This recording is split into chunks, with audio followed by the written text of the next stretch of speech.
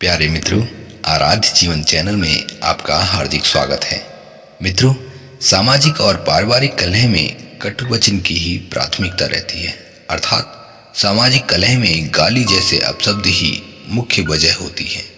अतः इस कलह को रोकने के लिए महात्मा कबीर कहते हैं, गारी ही ते उपजै सकल कष्ट और मीच, हारी चले सो संत है लागी रहे सो नीच।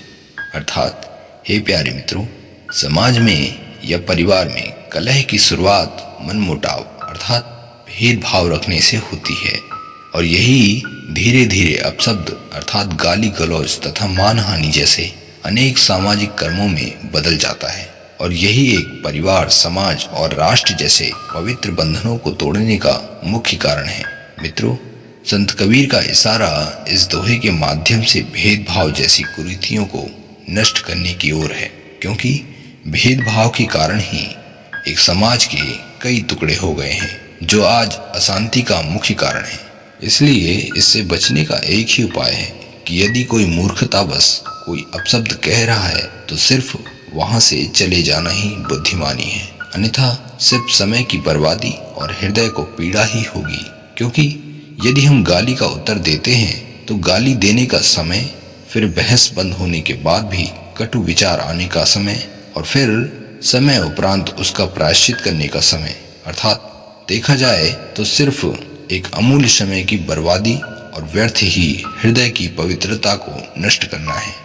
और यदि हम उस अपशब्द का जवाब न दें तो हमारा समय तो बचेगा ही, साथ ही हम जो करने जा रहे हैं उसके लिए तत्पर तैयार ही रहेंगे और अपना हृदय क्षण मात्र भी अपवित्र नहीं होगा तथा सत्संग करने का आनंद मिलेगा ही। अन्यथा गाली और अपशब्द कहकर तो सभी ने देख ही लिया है।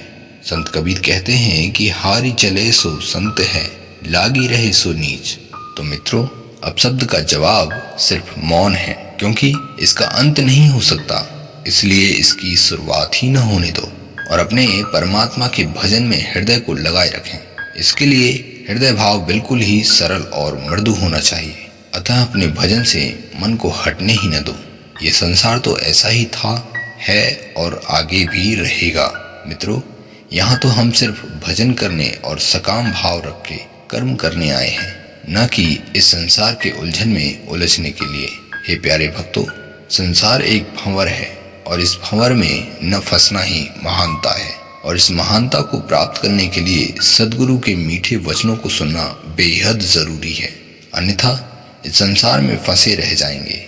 हम रोज ही देखते हैं कि समाज और राष्ट्र में अपशब्द बोलने वाले बहुत हैं और उनको प्रत्युत्तर देने वाले उनसे भी ज्यादा। तो ये दोनों ही मूर्ख हैं।